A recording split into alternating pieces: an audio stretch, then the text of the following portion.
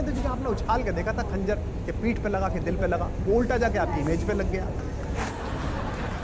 तो अगर किसी ने कहा, मैं नाम नहीं लूंगा, अगर किसी ने कहा कि इतने पैसे दे रहे थे ऐसे कहते, ये गलत बात है। आपके पास कुछ साक्ष्य हो, सबूत हो तो लाइए। और ये मेरे आपके बारे में तो इतनी बात नहीं थी, लेकिन जब कपिल मिश्रा ने केजरीवाल पर इल्ज़ाम लगाए तो लोगों को वाकई में लगा था कि अगर उनकी सरकार का एक मंत्री ये बात कह रहा है, लेकिन आपने तो उस समय डिफेंड किया था, ढाल बन के खड़े हो गए थे आप केजरीवाल के लिए।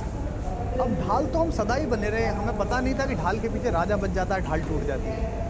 तो हम तो पहले दिन से ही ढाल बने हुए हैं, सब कुछ थे। और हमने तब ये कहा भी था, मैं आज भी ये मानता हूँ कि जो चीज़ें वो साक्ष्य के साथ आए।